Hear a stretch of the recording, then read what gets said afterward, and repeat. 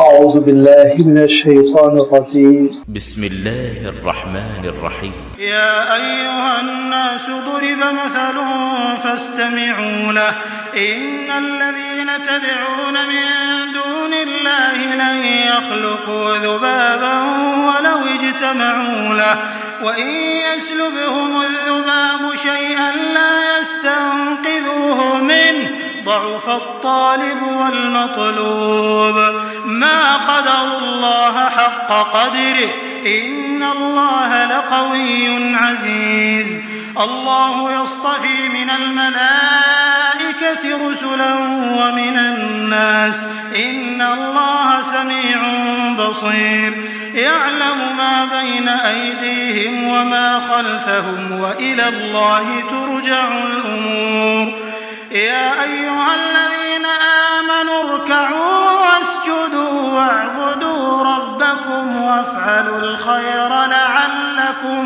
تفلحون وجاهدوا في الله حق جهاده هو اجتباكم وما جعل عليكم في الدين من حرج ملة أبيكم إبراهيم هو سماكم المسلمين من قبل وفي هذا ليكون الرسول شهيدا عليكم وتكونوا شهداء على الناس فأقيموا الصلاة وآتوا الزكاة واعتصموا بالله هو مولاكم فنعم المولى ونعم النصير. صدق الله العظيم. الحمد لله رب العالمين والصلاة والسلام على سيد المرسلين وعلى آلہ وأصحابہ اجمعین اما بعد. سورۃ الحج کا یہ 10واں اور آخری رکوع ہے جس کی ابھی آپ کے سامنے تلاوت کی گئی. جملہ 6 آیتوں پر مشتمل اس رکوع کا آغاز ہوتا ہے آیت نمبر 73 سے اور 78 پر یہ رکوع ختم ہوا، بلکہ یہ پوری سورت کا اختتام ہوا. اور اس رکوع میں اللہ تعالیٰ نے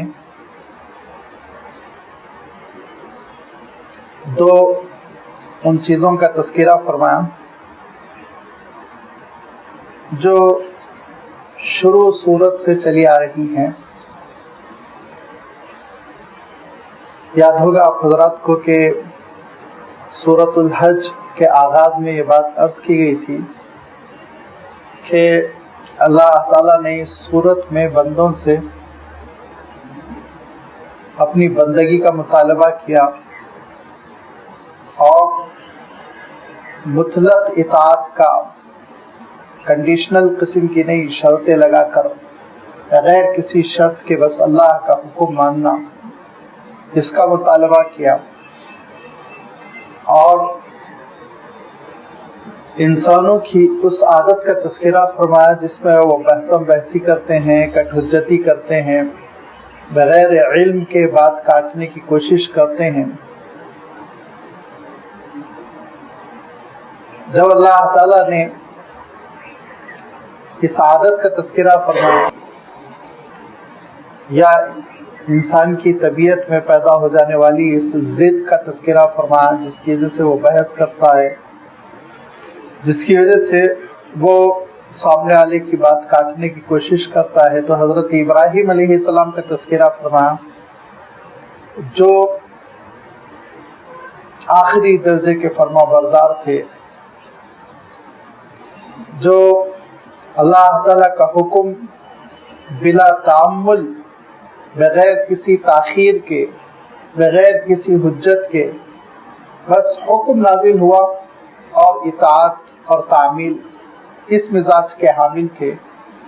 تو حضرت ابراہیم علیہ السلام کو اللہ تعالیٰ نے جو مقبولیت دی اس کا بھی تذکرہ فرمایا کہ اللہ تعالیٰ کی سنت یہ ہے، اس کا طریقہ کار یہ ہے کہ جو بندہ اللہ تعالیٰ کا فرما بردار ہوتا ہے، متقی ہوتا ہے، جو بندہ اللہ تعالیٰ کی بھرپور اطاعت کرتا ہے تو اللہ تعالیٰ بھی اس کو خوب مقبولیت دیتا ہے.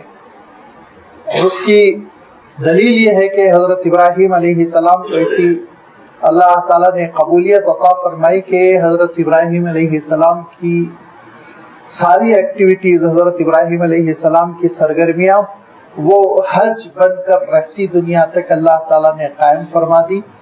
اور اسی حج کا تذکرہ کرتے ہوئے حکم دیا کہ وَأَذِّن فِي النَّاسِ بِالْحَجِّ، لوگوں میں حج کا اعلان کیجئے. سواریوں پر آئیں گے، پیدل آئیں گے، اور سواریاں بھی اتنی دور دراز سے کہ لمبی مسافت طے کرتے کرتے دبلی پتلی ہو جائیں گی. اور حج یہ قائم ہوگا.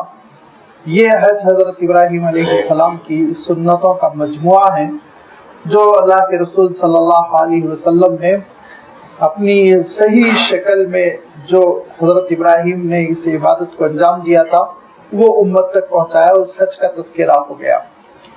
جب اس حج کا تذکرہ ہوا اور جب حضرت ابراہیم علیہ السلام کے اسوے کا تذکرہ ہوا تو وہی حضرت ابراہیم علیہ السلام کے اس مزاج کو بھی نمایاں کیا گیا جو توحید سے عبارت تھا. حضرت ابراہیم علیہ السلام تو اللہ تعالیٰ کی محبت سے اور اس کی معرفت سے پورے کے پورے ایسے حضرت ابراہیم علیہ السلام معمور تھے کہ دعا بھی کرتے تو یہی کہتے کہ اے اللہ، اس دنیا میں بت پرستی جو ہے یہ سب سے زیادہ نقصان دہ چیز ہے، لہذا میری قیامت تک جو نسل ہو ان کو آپ بت پرستی سے بچائیے. ربی انہن اضللن کثیرا من الناس، پروردگار انسانیت کو تباہ کرنے والا جو جرثومہ ہوگا وہ شرک کا ہوگا، بت پرستی کا ہوگا. حضرت ابراہیم علیہ السلام سمجھ رہے تھے اور آپ کا جو نبوی مزاج تھا وہ بتا رہا تھا کہ ابلیس سب سے زیادہ انسانوں کو اللہ تعالیٰ سے دور لے جانے کی جو کوشش کرے گا تو شرک سے. لہذا خود بھی بری اپنی نسل کے لیے دعائیں کرنے والے حضرت ابراہیم علیہ السلام، ان کی نسل جو مکہ مکرمہ میں آباد تھی، حضرت اسماعیل علیہ السلام سے جو خاندان قبیلہ پھیلا اور پھولا جس کا بعد میں قریش نام ہوا، وہ خود شرک میں ملوث ہو گیا. یہ ایک تاریخ کی ٹریجڈی تھی، ایک بڑا المیہ تھا. اور پھر اللہ تعالیٰ نے ساری انسانیت کے لیے جب اللہ کے رسول صلی اللہ علیہ وسلم کو بھیجا تو سب سے بڑی مخالفت وہ خاندان ہی کے لوگ کر رہے ہیں. تو اللہ تعالیٰ نے حضرت ابراہیم علیہ السلام کی دعائی دی ان کو. اللہ تعالیٰ نے شرک کے بودے ہونے کا اعلان فرمایا. اللہ تعالیٰ نے اپنے رسول کی مدد کرنے کے لیے ان کو آمادہ کیا. اور اللہ تعالیٰ نے اپنی بڑی نشانیوں کا تذکرہ فرمایا جو کائنات میں پھیلی ہوئی ہیں. اور پھر جب ان ساری چیزوں کا تذکرہ ہوا کہ زمین و آسمان تمہارے لیے مسخر، بڑی بڑی مخلوق اللہ تعالیٰ نے تمہارے لیے پیدا کی، سورج کو اللہ تعالیٰ نے تمہارے لیے پیدا کیا، یہ کائنات کی عظیم الشان چیزیں وہ تمہاری خادم بنا کر پیدا کر دی گئی، تم اس کائنات میں مخدوم ہو، تمہاری خدمت ہو رہی ہے، تم صرف اس لیے پیدا کیے گئے ہو کہ اللہ تعالیٰ کی عبادت کرو. لیکن تمہارا عالم یہ ہے کہ جب یہ اللہ تعالیٰ کی دعوت تم کو دی جاتی ہے تو چڑھے جاتے ہو، مخالفت کرتے ہو، مار ڈالنا چاہتے ہو. ارشاد فرمایا کہ وَإِذَا تُتْلَىٰ عَلَيْهِمْ آيَاتُنَا بَيِّنَاتٍ، گزشتہ اتوار اس آیت کی وضاحت گزر چکی ہے کہ جب ان پر ہماری کھلی ہوئی آیتیں اور ہماری وہ آیتیں جس میں کسی قسم کا کوئی غموض نہیں، کنفیوژن نہیں، بالکل واضح ہے، کلیئر ہے، مفہوم سمجھ میں آ رہا ہے، وہ آیتیں پڑھی جا رہی ہیں. تعرف فی وجوہ الذین کفروا المنکر، تو اے نبی آپ دیکھیں گے کہ ان مخالفین کے چہرے پر ناپسندیدگی کے آثار ہیں. یہ چڑے جا رہے ہیں، مرے جا رہے ہیں، ان کو اتنی تکلیف ہو رہی ہے. یکادون یسطون بالذین یتلون علیہم آیاتنا، کہ لگتا ہے کہ جو ان کے لیے آیتیں پڑھ رہا ہے اس کو قتل کر کے چھوڑیں گے، اس کو مار ڈالیں گے، اس پر چڑھ جائیں گے، ظلم کریں گے، زیادتی کریں گے. اور آپ جانتے ہیں کہ انہوں نے قرآن مجید کی مزاحمت میں قرآن پاک کو روکنے کے لیے اس کی پھیلتی ہوئی دعوت روکنے کے لیے, اس کے لیے سدباب بننے کے لیے کتنی کوششیں کی, کیا کیا نہیں کیا. ان میں سے بعضوں کا میں نے اشارہ بھی کیا تھا کہ قرآن مجید پڑھا جاتا, تلاوت کی جاتی, اور اس کی آواز جب بلند کی جاتی تو شور کرتے, چیخو پکار کرتے, اور پھر اتنا شور کرتے کہ کان پڑی آواز سنائی نہ دے. ان کا عالم یہ تھا کہ جو قرآن مجید پڑھ کر سناتا اس کے اوپر ہاتھ اٹھاتے, ہاتھا پائی کرتے, مارتے, کبھی کبھی بے ہوش کر کے چھوڑ دیتے, کبھی کبھی شہید کر دینے کی کوشش کرتے.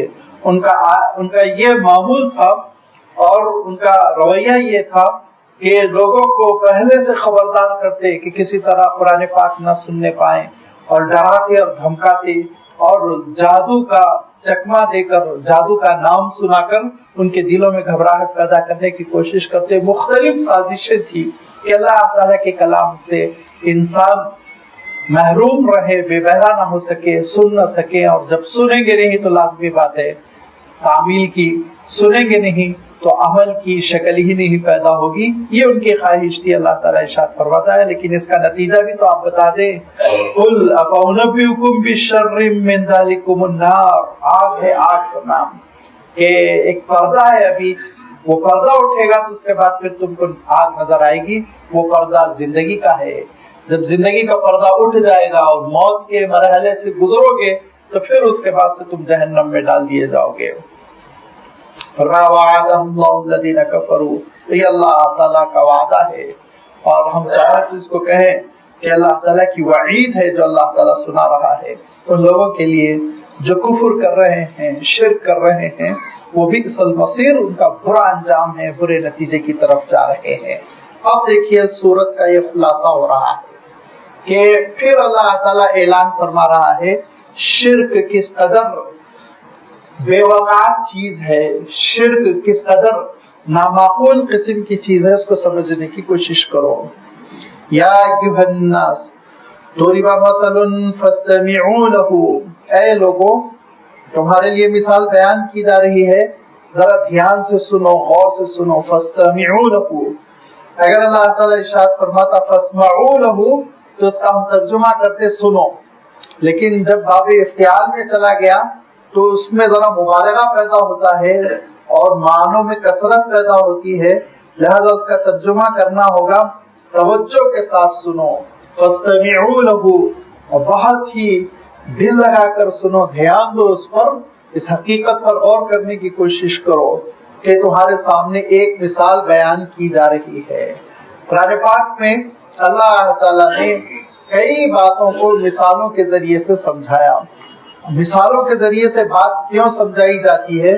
جب کوئی بات بڑی نازک ہوتی ہے اور باریک بینی کے ساتھ اس کو سمجھنا پڑتا ہے, اور وہ معنوی حقیقت ہوتی ہے, ظاہری حقیقت نہیں ہوتی. ظاہری حقیقت جیسے میں کہہ دوں درخت ہرا ہے, تو آپ نے ایک نظر دیکھا اور اس کے بعد فوراً آپ اس نتیجے پہ پہنچ گئے کہ درخت ہرا ہے. یہ ظاہری حقیقت ہے, اس کو سمجھنا انسانوں کے لیے بہت آسان. لیکن جو معنوی حقیقتیں ہوتی ہیں, ان معنوی حقیقتوں کو سمجھنے کے لیے انسان کو ذرا دیر لگتی ہے.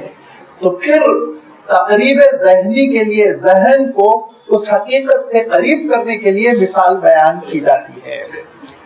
مثلا یہ بات آپ کے سامنے رکھنی ہے کہ اللہ تعالیٰ بہت طاقتور ہے اور غیر اللہ جن کو پوجا جا رہا ہے وہ بہت کمزور ہیں. یہ ایک حقیقت ہے, لیکن لازمی بات ہے اس حقیقت کا کوئی جسم نہیں ہے. یہ ایک عقیدہ ہے, یہ ایک تصور ہے. اب اس کو سمجھانا ہے تو انسان بات نہیں سمجھتا. ایسے موقع پر مثال دے کر بات سمجھائی جاتی ہے, اور یہاں مثال دی گئی, اس مثال کی بھی وضاحت آ رہی ہے. اللہ تعالیٰ ارشاد فرماتا ہے ان اللہ لا یستحیی ان یضرب مثلا ما بعوضۃ فما فوقها. اللہ تعالیٰ کو کوئی عار نہیں محسوس ہوتا کہ مچھر کی مثال بیان کرے, مکھی کی مثال بیان کرے, کسی بھی چیز کی وہ مثال بیان کر سکتا. وہ پروردگار عالم ہے, اس سے یہ نہیں کہا جائے گا کہ اللہ اتنی چھوٹی سی چیز کی آپ نے مثال کیوں بیان کی.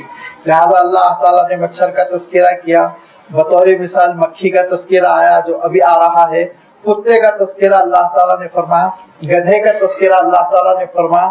یہ کہا کہ اللہ تعالیٰ کی کتاب کو لے لینا اور اس کے باوجود اس کے تقاضوں پر عمل نہ کرنا, ان کی مثال ایسے ہی ہے جیسے گدھے کی، کہ گدھا اس کے پیٹھ پہ کتابوں کا بوجھ رکھ دیا جائے تو اس سے وہ عالم تھوڑی بن جاتا ہے، اور عالم بھی ایسا عالم جو عامل ہو، عمل بھی کر رہا ہو، تھوڑی بن جائے گا، لازمی بات ہے۔ تو اللہ تعالیٰ نے کہا کہ ایسے لوگوں کی مثل الذین حملوا التوراۃ ثم لم يحملوها کمثل الحمار، ان کی مثال گدھے جیسی مثال ہے۔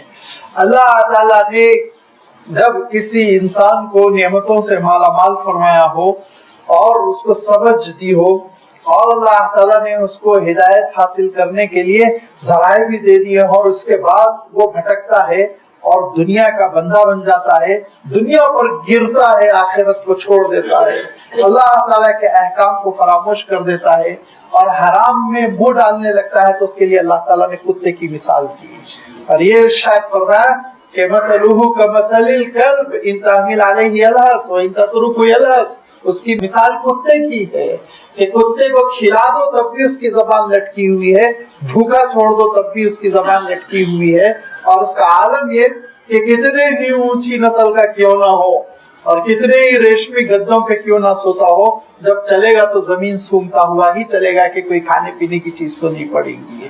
یہ اس کا مزاج ہے، اس کی فطرت ہے۔ تو فرمایا کہ جو اللہ کی ہدایتوں کو چھوڑ کر اور اس کے احکام کو فراموش کر کر دنیا پہ گرتے ہیں اور حرام میں اپنا منہ ڈالتے ہیں، ان کی مثال۔ تو یہ ان مثالوں سے اللہ تعالیٰ نے بڑی بڑی حقیقتوں کو سمجھایا۔ یہاں اللہ تعالیٰ بتوں کی پرستش کے لیے جو مثال بیان فرمائی اور ان کی حقیقت کو جو اللہ تعالیٰ نے ان کی پول کو جو کھول کر رکھ دیا، وہ قابل غور ہے۔ بیک وقت ایک عام انسان کے لیے جو بہت کم پڑھا لکھا سیدھا سادہ ہے، اس کو سمجھنے کے لیے بھی بہت سی اس میں بڑی حکمتیں ہیں، اور ایک اسکالر کے لیے بھی اس میں بہت ساری حقیقتیں ہیں۔ ارشاد فرمایا کہ یا ایھا الناس، اے لوگو، ضرب مثل، مثال بیان کی جا رہی ہے، مثال بیان کی گئی، فاستمعوا لہ، کان لگا کر سنو، غور سے سنو۔ کیا ہے مثال؟ ان الذین تدعون من دون اللہ، بے شک جن کو تم لوگ پکار رہے ہو اللہ تعالیٰ کو چھوڑ کر، ان بتوں کی مثال ایسی ہے کہ ابھی غور سے سنو، لن یخلقوا ذبابا، کہ انہوں نے اس کائنات میں کچھ نہیں پیدا کیا، یہاں تک کہ ایک مکھی کو بھی نہیں پیدا کیا، اور نہیں پیدا کر سکتے یہ مکھی کو، وَلَوِ اجْتَمَعُوا لَهُ، اگرچہ کہ پورے کے پورے یہ خدا متحد ہو جائیں، پورے خدا۔ اس وقت تو مکہ مکرمہ میں 360 تھے، آج جتنے کروڑ ہیں، جتنے کروڑ بٹھا دیے گئے ہیں 10 دن کے لیے، یہ پورے کے پورے متحد ہو جائیں تو ایک مکھی کو نہیں پیدا کر سکتے۔ کروڑ ان چھوٹے خداؤں کی تعداد اگر متفق ہو جائے اور مجتمع ہو جائے، یکجا ہو جائے ایک مکھی کو پیدا کرنے کے لیے، تو وہ مکھی کو پیدا نہیں کر سکتے۔ اور مکھی کا تذکرہ اللہ تعالیٰ نے کیوں کیا؟ 4 چیزیں ایسی ہیں مکھی کی جو کسی دوسری مخلوق میں جمع نہیں ہو پاتی۔ ایک تو یہ مکھی بہت حقیر ہے، مکھی بہت ہی کراہیت ہم کو اس سے آتی ہے۔ مکھی کا عالم یہ ہے وہ گندگی پسند ہے، مکھی کا عالم یہ ہے گندگی پر بیٹھ کے اپنی غذا حاصل کرتی ہے، لہذا اس کو بہت حقیر سمجھا جاتا ہے، بڑی کراہیت، بڑی ناپسندیدگی کا اظہار کیا جاتا ہے۔ ایک تو یہ ہو گیا۔ دوسرے یہ کہ یہ بڑی ضدی ہے، بڑی ہٹ دھرم ہے۔ ابھی آپ نے دیکھا ہوگا یہاں گھوم رہی ہے، کسی کے ناک کے اطراف گھومتی رہے گی، چاہے آپ جتنا بھگائے، پھر آدھے گھنٹے کے بعد آئے گی وہیں، پھر 10 منٹ کے بعد آئے گی، بڑی ضدی ہے، ہٹ دھرم ہے، اپنا کام چھوڑتی ہی نہیں۔ اور تیسری چیز یہ کہ جہاں بیٹھتی ہے پوری بیماریوں کو لے کر دوسری جگہ منتقل کرتی ہے۔ اس کے پیروں میں ایک عجیب و غریب چیز ہے کہ جس بیماری پر وہ بیٹھتی ہے وہ بیماری کے جو جراثیم ہیں ان سب کو سمٹ لیتی ہے، جب دوسری جگہ جا کر بیٹھتی ہے تو وہ پورے جراثیم وہاں پر چھوڑ دیتی ہے، لہذا وہ خارش پھیلاتی ہے، وہ آشوب چشم پھیلاتی ہے، وہ کئی بیماریاں پھیلاتی ہیں۔ اور چوتھی چیز یہ کہ آپ بہت آسانی کے ساتھ مچھر کو مار دیں گے لیکن مکھی کو نہیں مار پائیں گے، بڑی چابک دستی کے ساتھ وہ نکل جاتی ہے، بڑی چالاکی کے ساتھ اپنی حفاظت کرتی رہتی ہے۔ لہذا یہ 4 چیزیں مکھی میں اللہ تعالیٰ نے ایسی رکھی کہ یہ ان 4 چیزوں کی وجہ سے ایک حقیر کیڑا ہونے کے باوجود بھی انسانیت کے لیے ایک مسئلہ ہے، اس کا مقابلہ کرنا پڑتا ہے اور میش میٹ لگانا پڑتا ہے اور گھروں کی حفاظت کرنی پڑتی ہے، برتن کی حفاظت کرنی پڑتی ہے، بہت کچھ انسان کو سوچنا پڑتا ہے اس سے بچنے کے لیے۔ اللہ تعالیٰ ارشاد فرماتا ہے ایک ایسا کیڑا پیدا کر دو، ایک ایسا کیڑا پیدا کر دو جو چھوٹے سے سائز کا ہے اور جو ان صلاحیتوں کا حامل ہو، یہ کام کر سکتا ہو۔ تو لازمی بات ہے، ارشاد فرمایا یہ نہیں پیدا کر سکتے، یہ نہیں پیدا کر سکتے۔ اور پھر جب اللہ تعالیٰ ارشاد فرما رہا ہے کہ ایک مکھی کو نہیں پیدا کر سکتے ہیں تو چھوڑ دو، مکھی کو پیدا کرنا تو ان کے لیے بہت بڑی چیز ہے، بہت بڑی چیز ہے، ان کی کسی فیکٹری میں یہ کام نہیں ہو سکتا، اور کتنا ہی سرمایہ لگا لیں لیکن یہ کام نہیں کر سکتے۔ تو ذرا آگے بڑھو، ارشاد فرمایا وَإِن يَسْلُبْهُمُ الذُّبَابُ، اور اگر مکھی ان کے اوپر بیٹھ جائے اور ان کی کوئی چیز چھین لے ان سے اور ان کی مٹھائی پر بیٹھ جائے، ان کے نذرانوں پہ بیٹھ جائے، وَإِن يَسْلُبْهُمُ الذُّبَابُ شَيْئًا لَا يَسْتَنْقِذُوهُ مِنْهُ، تو اس سے یہ اپنا بچاؤ بھی نہیں کر سکتے، اس سے ڈیفنس بھی نہیں کر سکتے۔ مکھی ان کے چہرے پہ بیٹھی جا رہی ہے، مکھی ان کی آنکھوں پر بیٹھی جا رہی ہے، مکھی ان کی غذاؤں پر بیٹھی جا رہی ہے اور ان کے لیے مستقل درد سر بنی ہوئی ہے، تو اس مکھی کو بھگا نہیں سکتے، اس مکھی سے چھٹکارا نہیں حاصل کر سکتے۔ لا يستنقذوه منه، تو ضعف الطالب والمطلوب، ہر دو بہت کمزور ہیں۔ کون ہر دو؟ طالب بھی، مطلوب بھی۔ طالب کی اور مطلوب کی کئی تشریحات کی گئی، لیکن سیدھی تشریح ہے کہ ضعف الطالب، پوجا کرنے والے جن کو طلب ہے، اس کی طلب ہے کہ ان مورتیوں سے کوئی چیز ملے، ان مورتیوں سے علم ملے، ان مورتیوں سے دولت ملے، ان مورتیوں سے صحت ملے وغیرہ وغیرہ۔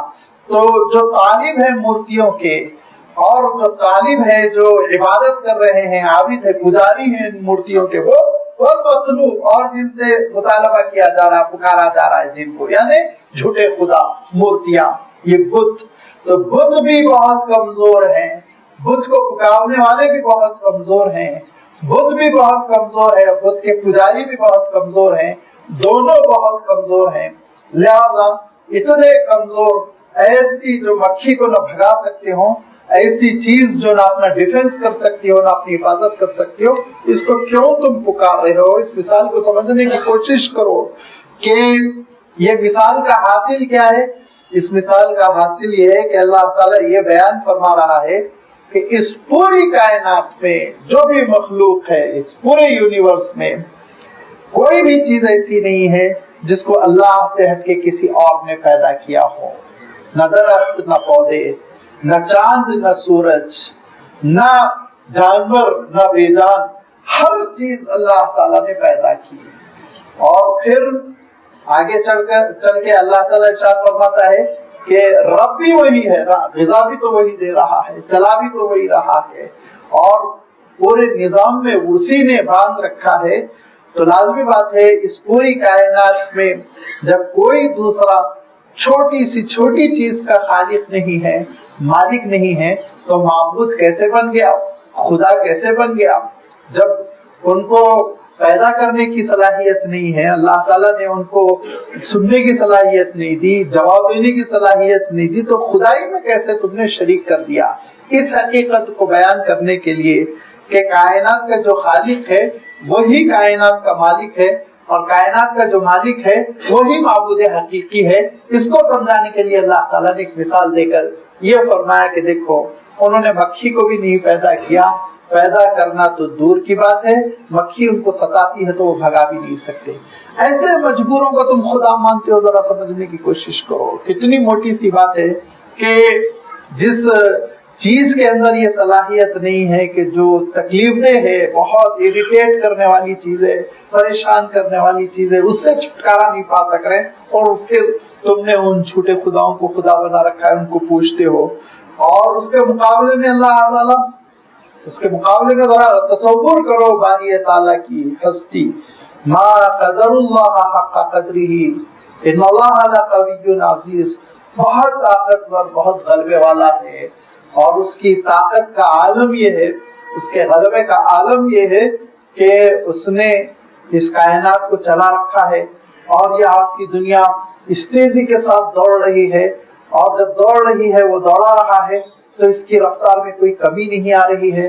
آپ سوچئے کتنا بڑا انجن چاہیے تھا اس دنیا کو دوڑانے کے لیے، اور کس قدر پاور چاہیے تھا اس دنیا کو پھرانے کے لیے، لیکن کس آسانی کے ساتھ اللہ تعالیٰ یہ دونوں کام کر رہا ہے۔ یہ پوری کائنات اس نے پیدا کی، اور آپ جانتے ہیں کتنی بڑی کائنات ہے۔ ہم دنیا کو بہت بڑا سمجھتے ہیں، اور پھر دنیا میں ہمارے جہاز چلتے ہیں، ایک ملک سے دوسرے ملک تک ہم پہنچتے ہیں، اور اس میں کبھی کبھی 20 گھنٹے لگتے ہیں، اور پھر ہم ایک مقام سے دوسرے مقام منتقل ہو جاتے ہیں تو ایسا لگتا ہے دوسری دنیا میں آ گئے۔ وہاں کی ترقی، وہاں کی چیزیں، وہاں کی آسائش، وہاں کے اوقات، یہاں کے اوقات سے تبدیل ساری چیزیں، تو یہ اتنا بڑا ہم اس دنیا میں وہ دیکھتے ہیں تبدیلی، اور اس دنیا میں ہم مشاہدہ کرتے ہیں ایسی نئی نئی چیزوں کی۔ تو لازمی بات ہے دنیا کے باہر، اور پھر اس کے بعد چاند، اور پھر چاند کے آگے اور ستارے، اور اس کے آگے سورج، اور سورج کی تپش اور اس کا جلنا، پھر سولار سسٹم، اور یہ سولار سسٹم جو آپ کی گیلیکسی میں ایک چھوٹی سی چیز ہے، پھر گیلیکسی کا مل کر ملکی وے کا بننا، اور ملکی ویز کا مل کر کریکٹر کا بننا، کلسٹر کا بننا۔ کیا اللہ تعالیٰ کا نظام ہے، کتنی بڑی اس نے کائنات پیدا کی ہے، کتنی بڑی اس کی کائنات ہے، اتنی بڑی کائنات ہے، اتنی بڑی کائنات ہے کہ بڑے بڑے دوربین اور ٹیلیسکوپ بنا کر سیٹلائٹ بھیج دیے گئے ہیں، جو ہماری دنیا سے لاکھوں کلومیٹر دور جا کے بڑے بڑے کیمروں سے فوٹو کھینچ کے بھیج رہے ہیں۔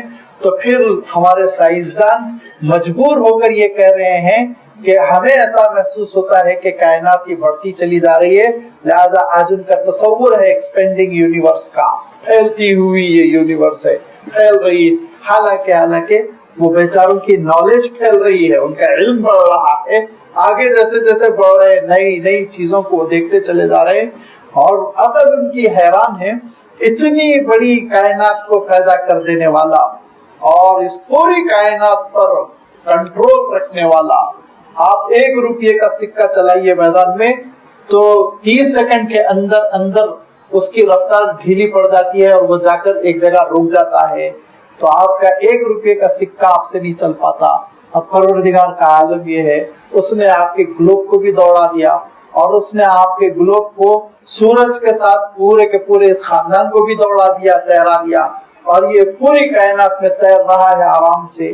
اور کتنی اللہ تعالیٰ نے جگہ رکھی ہے کہ تیرتے ہوئے چلے جا رہے ہیں 1000 کلومیٹر کی سپیڈ سے، لیکن نہ کوئی ایکسیڈنٹ ہو رہا ہے، نہ کوئی حادثہ ہو رہا ہے۔ کس شان کے ساتھ اس پروردگار نے کائنات کو پیدا کیا، اور پھر پیدا کرتے ہوئے ارشاد فرمایا بدیع السماوات والارض، پہلے کسی انجینئر نے ماڈل نہیں پیش کیا تھا کہ آپ اس کائنات کو ایسے پیدا کیجئے، بغیر ماڈل کے، بغیر نظیر کے، بغیر نمونے کے اس نے اس پوری کائنات کو پیدا کیا۔ وہ عظیم الشان پروردگار، اور اس کی شان میں ان گندی مورتیوں کو تم شریک کر رہے ہو، تمہاری عقل کہاں گئی؟ سوچو۔ فرمایا وما قدر اللہ حق قدرہ، اللہ کی قدر نہیں کی جیسے اس کی قدر کرنی چاہیے تھی، جو عظمت دل میں ہونی چاہیے تھی، جو اس کا خوف دل میں ہونا چاہیے تھا، جو اس کی خشیت دل میں ہونی چاہیے تھی، جو اس کا رعب دل میں ہونا چاہیے تھا، جو اس کی محبت دل میں ہونی چاہیے تھی، جو اس سے عشق دل میں ہونا چاہیے تھا، جو اس کی معرفت دل میں ہونی چاہیے تھی، وہ ساری چیزوں کے مقابلے میں اس کی انتہائی ادنا مخلوق جو مکھی سے بھی گئی گزری بے جان، اس کو پوج رہے ہیں، اس کو خدا بنا ڈالا ان لوگوں نے۔ اللہ تعالیٰ ارشاد فرماتا ہے کہ انہوں نے اللہ تعالیٰ کی قدر نہیں جانی، وما قدر اللہ حق قدرہ، اور ارشاد فرمایا کہ پروردگار کی قدر ذرا کرنے کی کوشش کرو، اس کی قدر جانو کہ قیامت کے دن سورۃ الزمر میں اللہ تعالیٰ نے وضاحت فرمائی کہ یہ پوری کائنات یہاں سے وہاں تک وہ سب ایسے ہوگی جیسے اس کے کسی انسان کی مٹھی میں کاغذ کا پلندہ ہوتا ہے، اس کے سامنے اتنی حقیر اور اتنی چھوٹی سی ہوگی، سب کو لپیٹ دے گا، وہ ایگزیکٹ کر دے گا۔ لہذا ان اللہ، بے شک اللہ تعالیٰ لقوی، بہت طاقتور ہے، عزیز، بہت غلبے والا ہے۔ उस परवरदिगार ने फैसला किया तुम्हारी हिदायत का। अल्लाह यस्तफी मिनल मलाइकति रुसुला व मिनन नास, वही परवरदिगार है जिससे कोई नहीं पूछ सकता कि आपने ये काम क्यों किया, वो इससे कहीं बुलंद तो बरतर है कि उससे कुछ सवाल किया जाए। उसी परवरदिगार ने फरिश्तों में से भी और लोगों में से भी कुछ को बतौर रसूल मुंतखब किया। फरिश्तों का रसूल होना इस मानो में कि वो कासिद बनते हैं, कासिद यानी पैगाम लेकर नबियों और रसूलों तक पहुंचाते हैं। ये है फरिश्तों के लिए ड्यूटी जो अल्लाह ताला उनको देता है। और वो मिनन्नास, और इंसानों में से भी उसने रसूलों को मुंतखब किया। उसने इंतखाब किया हजरत नूह अलैहिस्सलाम का, उसने इंतखाब किया हजरत इब्राहिम अलैहिस्सलाम का, उसने इंतखाब किया हजरत इस्माइल हजरत इसहाक का, उसने इंतखाब किया हजरत याकूब हजरत यूसुफ का, उसने इंतखाब किया हजरत मूसा और ईसा का, उसने इंतखाब किया हजरत मोहम्मद मुस्तफा सल्लल्लाहु अलैहि वसल्लम का। ये उसका इंतखाब है। कौन है जो उसको चैलेंज कर सके? नऊज़ु बिल्लाह। कौन है जो उंगली उठाकर पूछ सके कि आपने क्यों इंतखाब किया? ये उसकी मर्जी है, ये उसकी मर्जी है। उसका हुक्म जारी होगा, उसका हुक्म नाफिज होगा। और जब इंतखाब किया तो बगैर हिकमत के नहीं किया है, बल्कि अल्लाह ताला इरशाद फरमा रहा है इन्नल्लाह समीउन बसीरुन, वो सुनने वाला जानने वाला है। लिहाजा वो देख समझ कर कि किसका इंतखाब होना चाहिए उसने इंतखाब किया। अल्लाहु आलम हैसु यजाल रिसालता, उसको खूब मालूम है किसको रसूल बनाना है। हमारे और आपके किसी के मशवरे की जरूरत नहीं। मक्के मुकर्रमा के लोगों को बड़ा एतराज था और वो ये कहते थे हम मक्के के अमीर अमीर लोग, ये हमारी लिस्ट है, ताइफ के अमीर लोग, ये उनकी लिस्ट है। ऐसे उमरा में से किसी का एक इंतखाब नहीं किया और जाके मोहम्मद ही का क्यों इंतखाब कर लिया सल्लल्लाहु अलैहि वसल्लम। तो अल्लाह ताला इरशाद फरमाता है इसमें आपके मशवरे की कोई जरूरत नहीं है। जब इंतखाब वो कर लिया है तो बस इताअत फरमा बरदारी। अब आप नहीं पूछ सकते क्यों, ये उसकी मर्जी है। आपका काम ये है, आपकी ड्यूटी है, आपकी कामयाबी ये है कि आप इताअत करें, फरमा बरदारी करें। लिहाजा अल्लाह ताला इरशाद फरमाता अल्लाह यस्तफी मिनल मलाइका। इस्तफा के माने होते हैं स्वाद फा वाव। अगर रूट वर्ड में आप जाए, सफ़वतुन के माने होते हैं सेलेक्टिव चीज, बड़ी मुंतखब, बहुत अच्छी चीज हो तो सफ़वा कहते हैं अरबी में। और उसी सफ़वतुन से जब बाब इफ्तियाल में ये वर्ब लाया जाता है और मुंतकिल होता है, बाब इफ्तियाल में इस्तफा बनता है, तो इसके माने होते हैं बड़ी उम्दा चीज को अपने लिए छांट लेना, इंतहाई उम्दा और अच्छी चीज को, आला आला किस्म की चीजों को अपने लिए अलग कर लेना, अपने लिए मुंतखब कर लेना। ये लफ्ज़ अल्लाह ताला ने कुरान पाक में रसूलों और नबियों के लिए इरशाद फरमाया इन्नल्लाह इस्तफा आदम व नूहा। वहां भी इस्तफा का लफ्ज है, यहाँ भी इस्तफा का लफ्ज है। दूसरी जगह इन्नहु लमीनल मुस्तफीनिल अखयार इरशाद फरमाया कि ये हमारे चुने हुए बंदों में से थे, नबियों और रसूलों का तस्करा करते हुए। तो जहां भी अल्लाह ताला ने इस्तफा का तस्करा किया वहां रसूलों का, नबियों का तस्करा है कि अल्लाह ताला ने अपने दीन के लिए, अपने तकर्रुब के लिए, अपनी मारिफत के लिए उम्दा उम्दा हस्तियों को मुंतखब फरमाया। ये उसका इंतखाब है। लिहाजा हर दो बातें हो गई। एक तो ये कि वो इस काबिल थे, इनके अंदर ये सलाहियत थी, वो इंसानियत में सबसे आला थे, उनका किरदार ऐसा था, उनका मकाम ऐसा था, उनकी अजमत थी और उनकी फजीलत थी कि उनका इंतखाब हुआ। नंबर दो, इंतखाब करने वाला अल्लाह ताला है, वो अपने काम के लिए, वो अपने कास के लिए, वो अपने मकासद के लिए इंतखाब कर रहा है। उस पर हम सवाल नहीं कर सकते, उससे हम पूछ नहीं सकते कि ये आपने क्यों किया। ये अल्लाह ताला की मर्जी। दोनों चीजें सामने आ गई। लेकिन इसको आप ध्यान में रखिए कि अल्लाह ताला ने अपने रसूलों के लिए और यहाँ पर खास तौर पर आप सल्लल्लाहु अलैहि वसल्लम के मुखालिफिन को मैसेज देते हुए, उनको समझाते हुए अल्लाह ताला ने लफ्ज इरशाद फरमाया अल्लाहु यस्तफी मिनल मलाइकती, और फरिश्तों में से भी अपने काम के लिए, अपने मकसद के लिए कुछ को मुंतखब करता है, और मिनन नास, लोगों में से भी इंतखाब फरमाया। वो बेशक वो बड़ा सुनने वाला, देखने वाला है। इस्तफा का लफ्ज सामने रखिए। अभी उम्मत के लिए अल्लाह ताला ने क्या लफ्ज इरशाद फरमाया वो आ रहा है। फरमाया उसका आलम यह है आलम मा बैन अयदीहिम व मा खल्फहुम, وہ ماضی سے بھی واقف ہے، مستقبل سے بھی واقف ہے، دونوں چیزیں اس کے سامنے ہیں۔ یعلم ما بین ایدیہم، کہ سامنے جو ہے وہ اس سے بھی وہ واقف، اور ان کے پیچھے جو ہے اس سے بھی واقف۔ اس کا ترجمہ ایک تو یہ کیا گیا، آنے والے حالات سے بھی وہ واقف ہے، پچھلے گزرے ہوئے حالات سے بھی وہ واقف ہے۔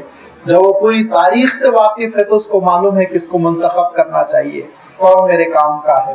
اور اس کا ترجمہ یہ بھی کیا گیا کہ انسان کے سامنے جو انسان کو نظر آ رہا ہے اس سے بھی وہ واقف، پیٹھ پیچھے جو چیزیں ہو رہی ہیں جس سے انسان واقف نہیں دیکھ پاتا، اللہ تعالیٰ اس سے بھی واقف، لہذا اس کا علم عمومی ہے، زمانے کے اعتبار سے بھی آگے اور پیچھے کا ہے، علاقے کے اعتبار سے بھی آگے اور پیچھے سب کا علم ہے اس کا۔ جب اس کا علم جامع ہے، احاطہ کیا ہوا ہے، تو اس کو اختیار ہے وہ جس کو چاہے منتخب کرے۔ وَإِلَى اللَّهِ تُرْجَعُ الْأُمُورُ، ساری چیزیں لوٹ کر اللہ کے پاس جاتی ہیں، اسی کے احکام صادر ہوتے ہیں، اور حقیقت میں پھر ساری چیزیں لوٹ کر اللہ تعالیٰ تک پہنچتی ہیں۔ ارشاد فرما کہ دیکھو یہ ہے اللہ تعالیٰ، جس کی قدر جاننے کی کوشش کرو، جس کی معرفت اپنے دلوں میں پیدا کرو، اس کے برخلاف جو جھوٹے خدا جن کو پوجا جا رہا ہے، جو بت ہیں، ان کو سمجھنے کی کوشش کرو کہ اتنے بے جان، بے حقیقت، اور ان کی کوئی حیثیت نہیں ہے، وہ ایسی چیزیں ہیں کہ ان سے تم کو گھن آنی چاہیے، ان سے تم کو دوری اختیار کرنی چاہیے۔ لہذا جب اللہ تعالیٰ کی معرفت اور اس کی معرفت کے تقاضوں کا تذکرہ ہو گیا تو اللہ تعالیٰ نے اب حکم دیا کہ یا ایھا الذین آمنو، اے ایمان والو، تم نے ایمان کے ذریعے سے اللہ تعالیٰ کی معرفت پیدا کر لی، تم نے اپنے یقین کے ذریعے سے اللہ تعالیٰ کی قدر جاننے کی کوشش کی، لہذا اب ایمان کا تم دعویٰ کرتے ہو اور ایمان کو تم نے تھام لیا تو نتیجہ کیا ہونا چاہیے؟ یا ایھا الذین آمنوا ارکعوا واسجدوا واعبدوا ربکم، اے ایمان والو رکوع کرو، سجدے کرو اور اپنے رب کی عبادت کرو۔ رکوع اور سجود سے مراد تمام مفسرین کہتے ہیں نماز ہے یہاں پر، یعنی اے ایمان والو نماز کا اہتمام کرو، اور نماز سب سے بڑی عبادت ہے، اس عبادت کی حفاظت کرو۔ تو سیدھے اللہ تعالیٰ نماز کا بھی تو تذکرہ فرما سکتا تھا، اقیم الصلاۃ آگے آ رہا ہے، یہاں اقیم الصلاۃ اللہ تعالیٰ نے اس کے بجائے ارکعوا واسجدوا، رکوع کرو سجدے کرو، یہ لفظ کیوں ارشاد فرمایا؟ اس کی بڑی زبردست حکمت ہے، بہت زبردست حکمت ہے۔ ان حکمتوں میں سے، ان حکمتوں کے سمندر میں سے دو ہی موتی میں آپ کی خدمت میں پیش کروں گا۔ ایک تو یہ کہ یہود اور نصارہ نے اپنی نمازوں میں سے رکوع اور سجود کو نکال دیا تھا، نکال دیا ہے، ابھی آپ جانتے ہیں۔ ان کو بھی نماز میں رکوع اور سجود کا حکم تھا۔ حضرت آدم علیہ السلام کو جو نماز ملی تھی اس میں بھی رکوع اور سجود تھا، حضرت نوح علیہ السلام کو جو نماز ملی تھی وہ بھی رکوع اور سجود والی تھی، حضرت ابراہیم علیہ السلام، حضرت موسیٰ علیہ السلام، ہر شریعت کی نماز میں رکوع اور سجدے تھے، لیکن پچھلی امتوں نے ان رکوع اور سجود والی نماز کو ضائع کر دیا۔ فخلف من بعدهم خلف اضاعوا الصلاۃ، صلاۃ کو انہوں نے ضائع کر دیا، نماز کو ضائع کر دیا اور رکوع اور سجود کو نکال دیا۔ تو لازمی بات ہے تھوڑی دیر کھڑے ہو کر کچھ نغمے پڑھنا، اس کو انہوں نے عبادت تصور کر لیا، تاکہ آرام کے ساتھ کچھ دیر کھڑے ہو کر گنگنا لیں اور اس کے بعد چلتے بنے۔ اب یہ نماز اور رکوع اور سجدے اور طہارت اور اس کے مسائل کہاں ان جھمیلوں میں پڑے، یہ سوچ کے انہوں نے اپنے نمازوں کی شکل بدل دی۔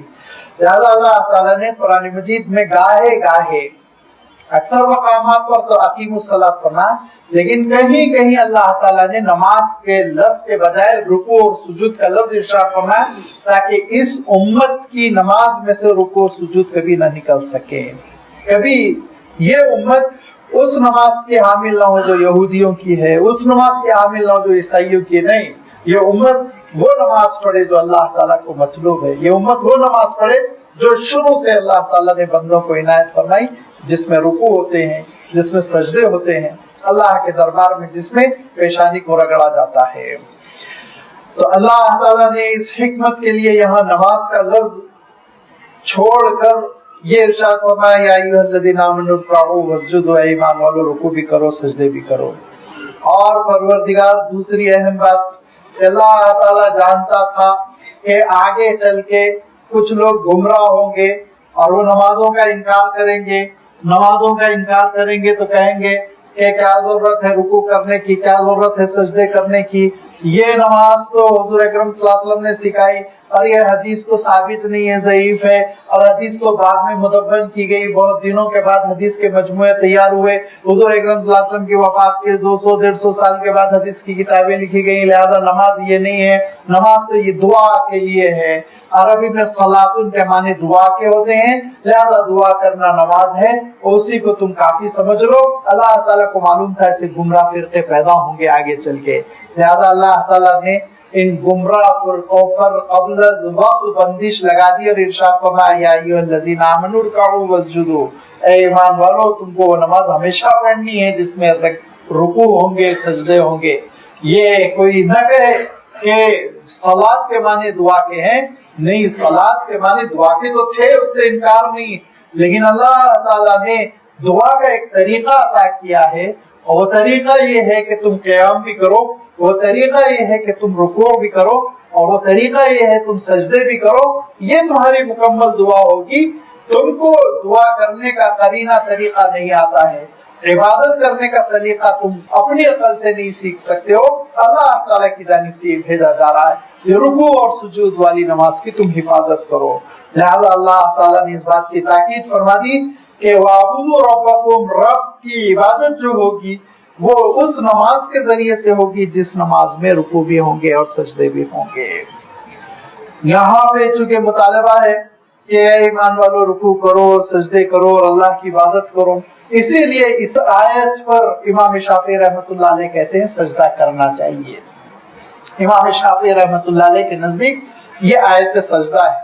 آپ سوچیں گے امام شافعی رحمۃ اللہ علیہ خود اپنی بنیاد پر کیسے انہوں نے فیصلہ کر لیا کہ یہاں سجدہ کرنا چاہیے؟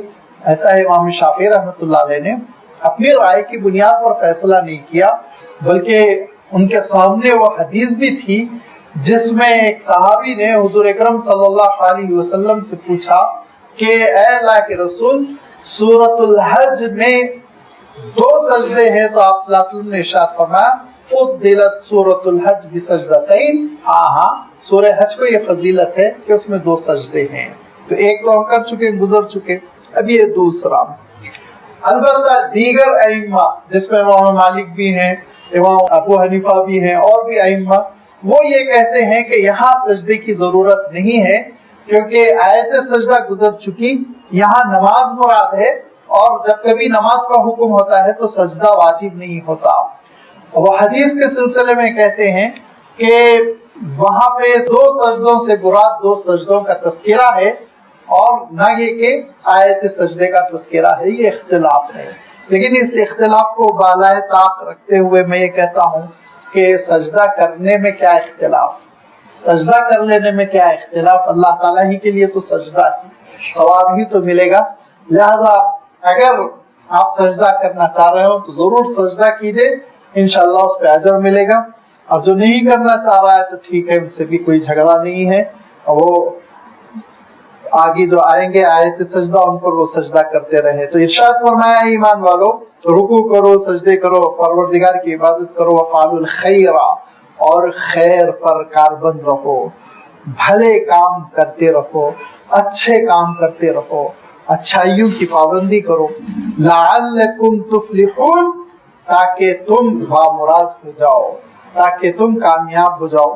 تفلحون، افلح، فلاح کا جو مفہوم ہے، انشاءاللہ آئندہ اتوار اس کی میں وضاحت کروں گا۔ قد افلح المؤمنون سے جو آیت کا آغاز ہو رہا ہے، فی الحال ہم ترجمے پہ اکتفا کر لیتے ہیں، ورنہ فلاح کے معنی کاٹنا، اور کاٹنے سے پھر افلاح کامیابی حاصل کرنا تک یہ لفظ کیسے سفر کیا، کیسے اس کے مفہوم میں ترقی ہوئی، انشاءاللہ اس پہ گفتگو ہوگی۔ یہاں صرف میں ایک بات عرض کرنا چاہتا ہوں کہ بعض اردو داں مترجمین کو ذرا پیچیدگی پریشانی پیش آئی لعلکم تفلحون میں، اصل میں لعل کا مفہوم صحیح طور پر اس کو نہیں سمجھا گیا، اور یہ سمجھتے ہیں کہ اس کا ترجمہ شاید سے ہے، لہذا شاید کہ تم کامیاب ہو جاؤ. اللہ میاں کو بھی یقین نہیں, نعوذ باللہ ایسا نہیں ہے.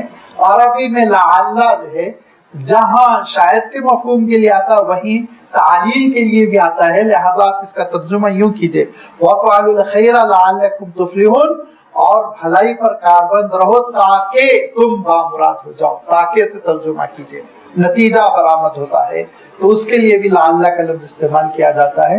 اور یہی انداز تقریباً اللہ تعالیٰ نے روزے کے سلسلے میں بھی اختیار فرمایا. یا ایھا الذین آمنوا کتب علیکم الصیام کما کتب علی الذین من قبلکم لعلکم تتقون, تاکہ تمہارے اندر تقوی پیدا ہو جائے. اب آپ اس کے بعد سے دیکھیں گے وہ سارے شبہات کافر ہو جائیں گے جو عام طور پر بعض تفسیر کی کتابوں میں پیدا ہوئے کہ اے ایمان والو رکوع کرو, سجدے کرو, پروردگار کی عبادت کرو, بھلائی پر کاربند رہو تاکہ تم بامراد ہو جاؤ, تاکہ تم کامیاب ہو جاؤ. وجاہدوا فی اللہ حق جہادہ, اور اللہ کے لیے ویسے جد و جہد کرو جیسے کہ اس کا حق ہے. اور اللہ کے لیے کہا جا رہا ہے وجاہدوا فی اللہ حق جہادہ, اس کے معنی یہ لیے گئے کہ اللہ تعالیٰ کو خوش کرنے کے لیے وہ جتن کرو جیسے کہ اللہ کو خوش کرنے کے لیے کرنا چاہیے, جو اس کے شایان شان ہیں. اس کو خوش کرنے کے لیے, اس کو راضی کرنے کے لیے وہ کوشش کرو, وہ لگن کرو, وہ جد و جہد کرو جو اس کا حق ہے. کہ انسان کسی معمولی سی مخلوق کو خوش کرنے کے لیے, اپنے دوست کو خوش کرنے کے لیے, اپنے رشتہ دار کو خوش کرنے کے لیے, اپنے زمانے کی حکومتوں کو خوش کرنے کے لیے, اپنے عہدیداران بالا کو, افسران بالا کو خوش کرنے کے لیے کیسے جتن کرتا ہے, آپ ذرا دیکھیے, غور کریے. تو فرمایا کہ وہ تو مالک حقیقی جس نے تم کو پیدا کیا اور اسی سے تمہاری زندگی چل رہی ہے, اسی کے پاس تم کو لوٹ کر جانا ہے. اس کو خوش کرنے کے لیے کیسی تم کو کوشش کرنی چاہیے, ذرا سوچو.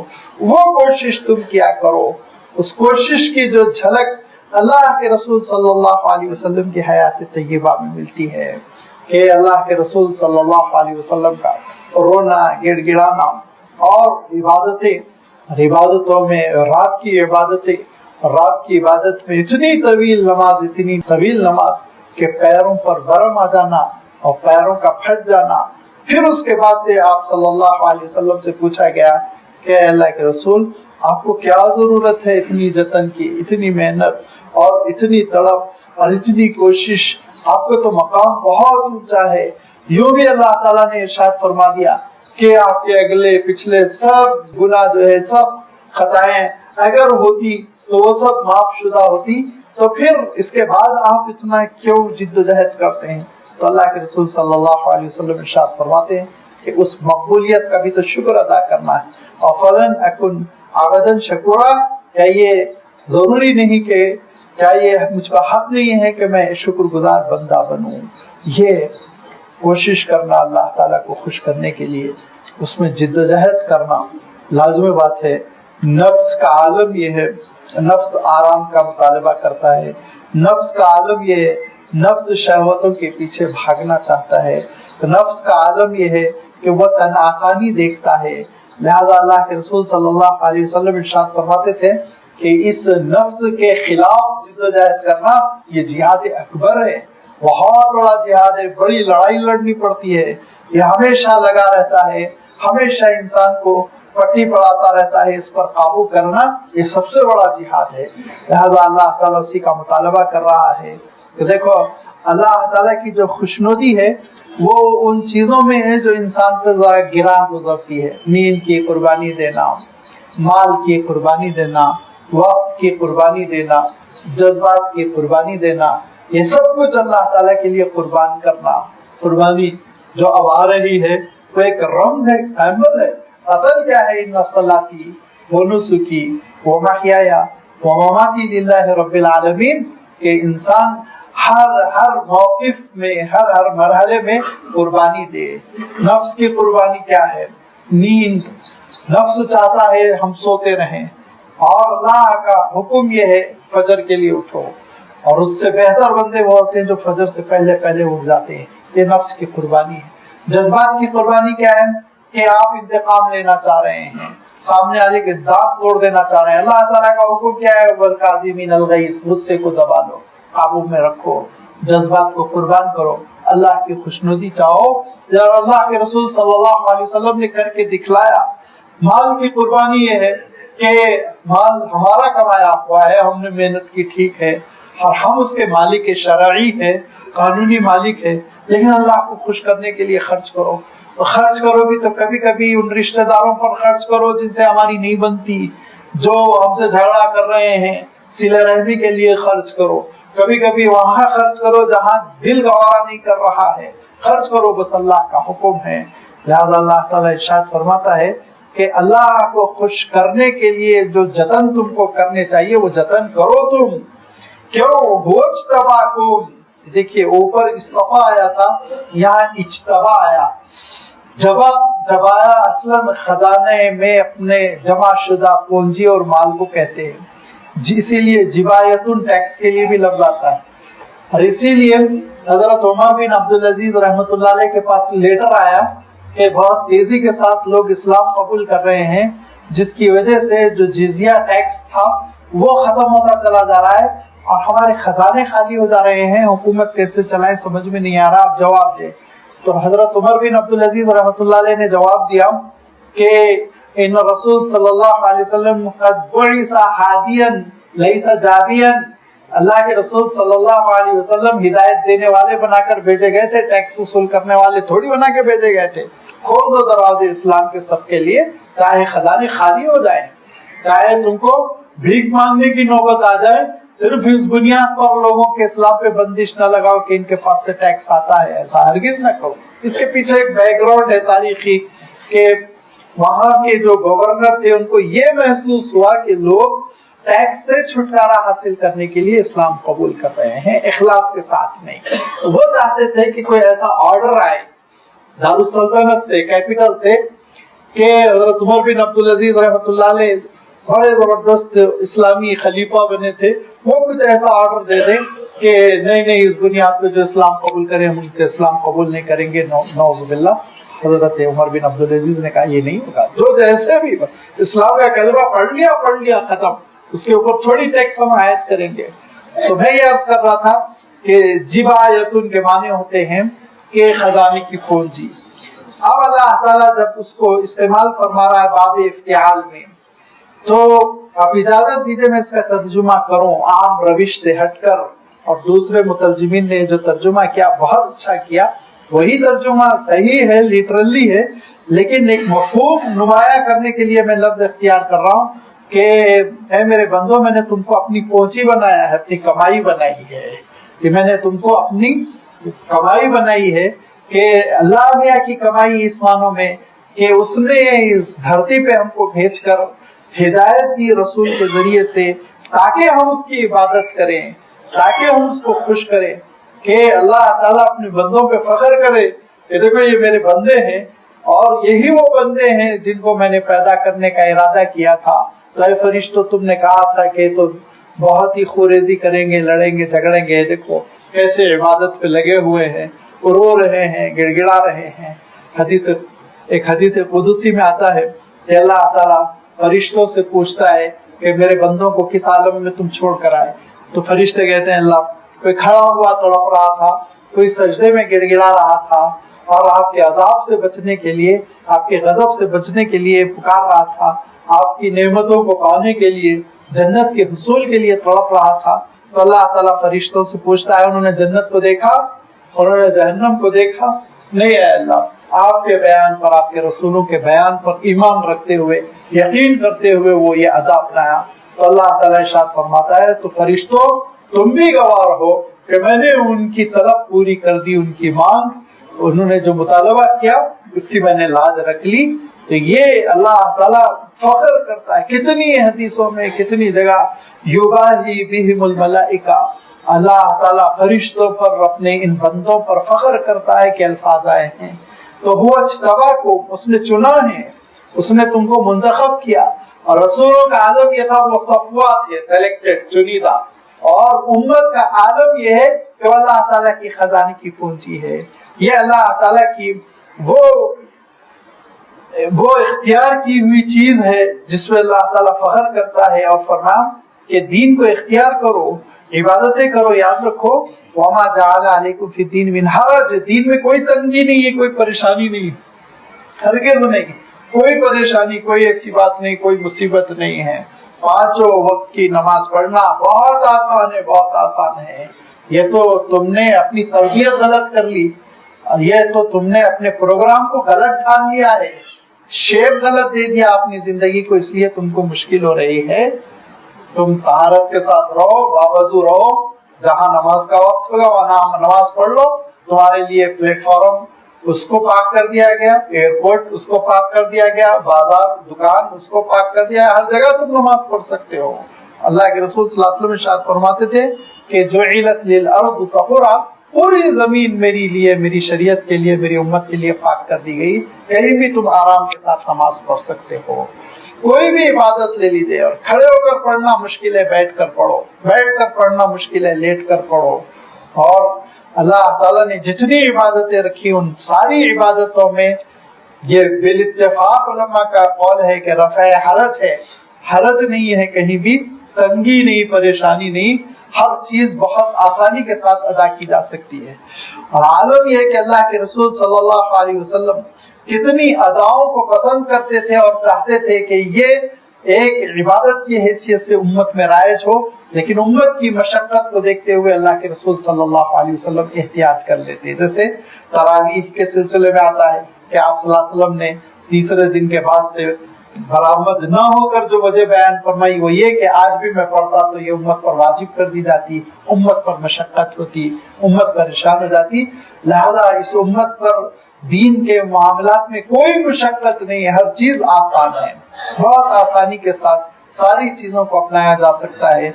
लेकिन ये कि अब हम अपनी मसरूफियात ही उसके खिलाफ शेप करेंगे, उसके खिलाफ डालेंगे तो लाजमी बात है कर नहीं पाएंगे तो इरशाद फरमाया कि फिर अल्लाह ताला की नेमतों से मालामाल नहीं हो सकेंगे।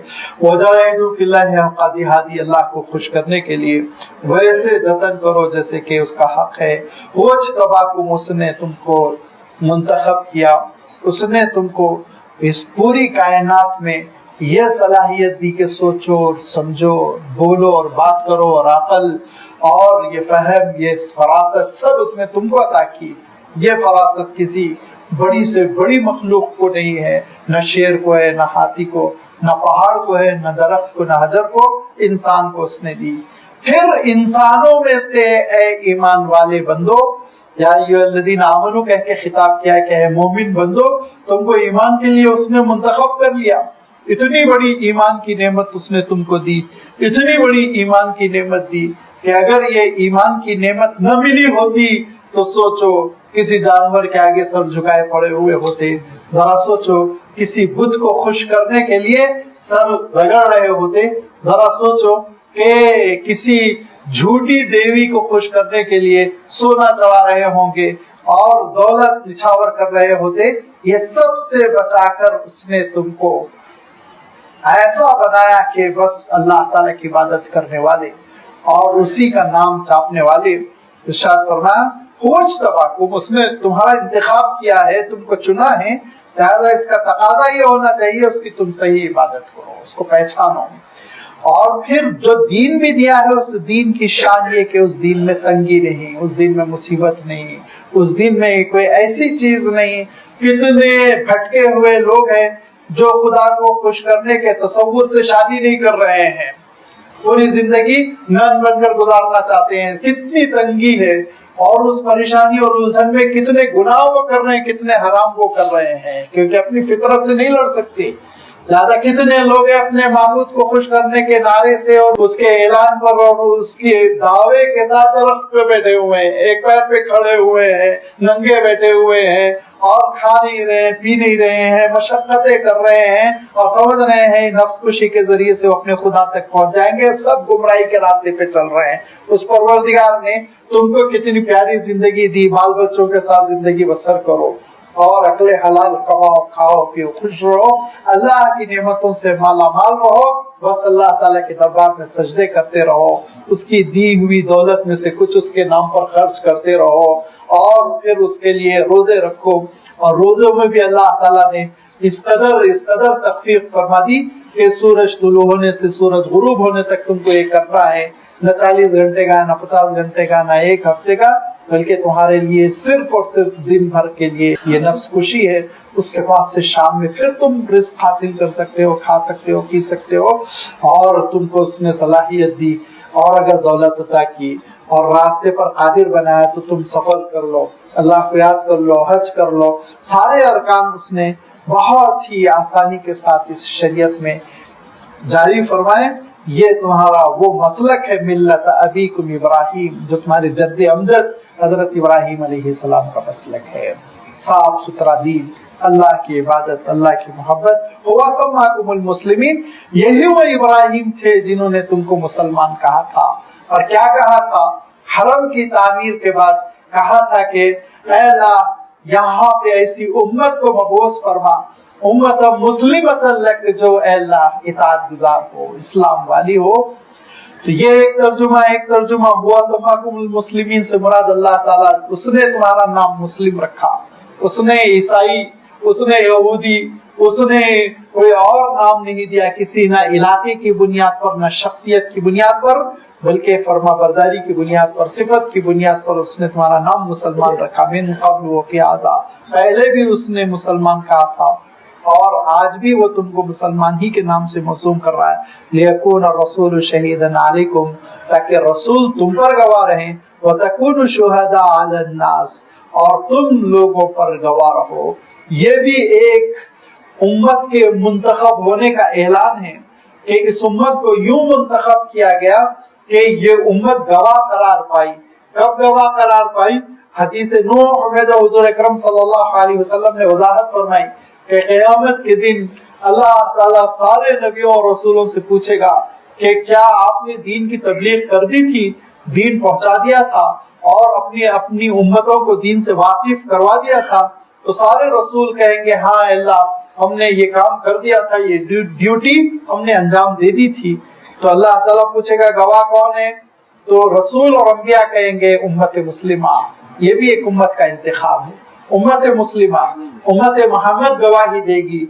अल्लाह ताला पूछेगा क्या है उम्मत के लोगों तुम गवाही देते हो?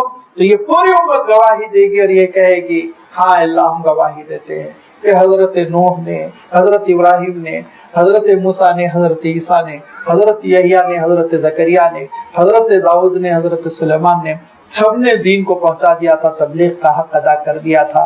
तो अल्लाह ताला पूछेगा तुम मौजूद थे? कैसे गवाही दे रहे हो? आईनी शाहिद हो, मौजूद थे? तो ये उम्मत कहेगी नहीं अल्लाह मौजूद नहीं थे, बल्कि लियकून रसूल शहीदन अलैकुम, ये हमारे रसूल ने हमसे कहा है, लिहाजा हमारे रसूल ने जिस सहीफे को पहुंचाया और जो तालीमात दी उसमें हमको इस बात का हुक्म दिया गया था कि हम इन रसूलों की इमामत, इन रसूलों की रिसालत और सदाकत पर ईमान रखें। लिहाजा रसूल की गवाही की बुनियाद पर हम गवाही दे रहे हैं। फिर अल्लाह ताला आप सल्लल्लाहु अलैहि वसल्लम से पूछेगा, हुजूर अकरम सल्लल्लाहु अलैहि वसल्लम तशरीफ लाएंगे और फिर हुजूर अकरम सल्लल्लाहु अलैहि वसल्लम नुमाया होकर कहेंगे कि हाँ अल्लाह मैं गवाही देता हूँ। यही वो वजह है कि हुजूर अकरम सल्लल्लाहु अलैहि वसल्लम ने हजरत अब्दुल्लाह इब्न मसूद रदियल्लाहु ताला अन्हु से कहा कि जरा तुम मुझे तिलावत करके सुनाओ। हजरत अब्दुल्लाह इब्न मसूद तिलावत कर रहे हैं और हजरत अब्दुल्लाह इब्न मसूद तिलावत करते करते कुरान पाक की उस आयत तक पहुंच गए जिसमें अल्लाह ताला इरशाद फरमाता है कि वो वक्त भी कैसा वक्त होगा कि सारे रसूलों पर हम गवाह को लाएंगे और सारे गवाहों पर ए नबी आपको गवाह बनाएंगे। हुजूर अकरम सल्लल्लाहु अलैहि वसल्लम ज़ारो कतार रो पड़े कि कितना अहम वक्त होगा। सोचिए आप, फैसला कुन मौकिफ के सारे रसूलों की गवाही उम्मत दे रही होगी और उम्मत की सच्चाई की गवाही और रसूल पाक सल्लल्लाहु अलैहि वसल्लम दे रहे होंगे। लिहाजा इस शहादत के मनसब को पहुंचने के लिए कुछ ड्यूटीज है जो करनी पड़ेगी। ये हिंदुस्तान की अदालत के कठहरे नहीं है जहाँ झूठी कसम खा के झूठी गवाही दे दी जाए। वो अल्लाह ताला का दरबार होगा, वो मैदान हशर होगा। लिहाजा उम्मत शहादत गवाही वाली उम्मत कौन होगी? फाकीमुस सलात, जिनकी जिंदगी में नमाज होगी, वातुज़ ज़कात, जो ज़कात के पाबंद होंगे, जो नमाज को ज़ाया करने वाले होंगे, जो ज़कात में डंडी मारने वाले होंगे, शायद वो इस ओहदे से महरूम कर दिए जाएंगे। लिहाजा उस अजमत को पाने के लिए, उस मनसिब को पाने के लिए जिंदगी में नमाज आनी है اور زکات کی ادائیگی، واعتصموا باللہ، اللہ سے چمٹ جاؤ۔ اس سے ہٹ کے میں کیا ترجمہ کروں؟ اللہ کو پکڑ لو، اللہ تعالیٰ کو تھام لو۔ یہاں آ کے اللہ تعالیٰ نے اتنے پیار سے یہ بات ارشاد فرمائی کہ دوسرے مقامات پہ واعتصموا بحبل اللہ، اللہ کی رسی کو مضبوطی سے تھام لو، اللہ کی کتاب کو مضبوطی سے تھام لو، اللہ کے رسول کو مضبوطی سے تھام لو۔ لیکن یہاں ارشاد فرمایا سب چھوڑ دو بندو، مجھے خود تھام لو، پکڑ لو مجھے۔ اللہ کو کیسے تھاما جا سکتا ہے؟ ارشاد فرمایا واعتصموا باللہ، اللہ تعالیٰ کو تھام لو، اور اللہ تعالیٰ کو پکڑنے کی شکل یہ کہ نماز ہو اور مال میں بھی اللہ تعالیٰ کا حق ادا ہو، اس کا حکم پورا کیا جائے، یہ ہے تو بندہ اللہ تعالیٰ کو تھام لیا۔ اب جب اللہ تعالیٰ کو تھام لیا تو لازمی بات ہے وہی کارساز ہے، کام بنانے والا ہے، ہوا مولاکم، وہ ہے تمہارا مددگار۔ تمہاری مدد حکومتیں نہیں کریں گی، تمہاری مدد پولیٹیکل پارٹیز نہیں کریں گی۔ سمجھنے کی کوشش کرو، ریزرویشن سے تمہارا مسئلہ حل نہیں ہونے والا ہے۔ تمہارا مسئلہ حکومتوں کو راضی کر کے اور ان سے معاہدے اور ایگریمنٹ کرنے سے حل نہیں ہونے والا ہے۔ تمہارا مسئلہ تو نمازوں سے، اور تمہارا مسئلہ تو حل ہونے والا اللہ تعالیٰ کی تائید سے، اس کی نصرت سے، جس کو دوسری جگہ ارشاد فرمایا وَاسْتَعِينُوا بِالصَّبْرِ وَالصَّلَاةِ، مدد مانگو تو نمازوں سے مدد مانگو۔ نعم المولا فنعم المولا، کیا بھلا پروردگار ہے، کیا ہی بھلا وہ مددگار ہے، وہ نعم النصیر، اور کیسا ہی اچھا وہ مدد کرنے والا ہے۔ مولا کا بھی ترجمہ تقریباً وہی ہوتا ہے، نصیر کا بھی ترجمہ وہی ہوتا ہے، ایک فرق کے ساتھ۔ مولا کہتے ہیں ایسے مددگار کو جس سے پیکٹ ہو گیا ہو، ہمیشہ وہ مدد کر رہا ہو، اور نصیر کہتے ہیں اس مددگار کو جس کی مدد کے لیے پکارا گیا ہو اور جواب میں وہ مدد کر رہا ہو۔ تو دونوں صورتوں میں وہ تمہارا مددگار ہے۔ جب بے چارگی کے ساتھ پکارو گے تب بھی وہ تمہارا کام بنانے کے لیے آئے گا، اور اگر تم بے چارگی کے ساتھ پکارنے سے رہ گئے لیکن اس کے مطیع اور فرما بردار اور عبادت گزار ہو تو پھر وہ ہر موقع پہ تمہارا کام بنائے گا، ہمیشہ تمہارا کام بنانے والا اور تمہاری فریاد پر فریاد رسی کرنے والا وہی ہے۔ لہذا سے چپٹ جاؤ، اس کے احکام کو تسلیم کرو۔ یہ ہے سورت کا خلاصہ کہ اللہ تعالیٰ کی اطاعت اور فرما برداری، اور پھر یہ اطاعت اور فرما برداری کو اللہ تعالیٰ نے چند خاص عناوین کے ساتھ تعبیر فرمایا۔ اس سے اللہ تعالیٰ نے سورۃ المؤمنون کا آغاز فرمایا کہ وہ کیا صفتیں ہیں بندوں کی، وہ کیا صفات ہے جس سے بندہ اللہ تعالیٰ سے چمٹ پڑتا ہے اور اس کے احکام کا پابند ہو جاتا ہے۔ انشاءاللہ آئندہ اتوار سورت کی وضاحت اور اس رکوع کی وضاحت آپ کی خدمت میں رکھی جائے گی۔ وآخر دعوانا ان الحمد للہ رب العالمین۔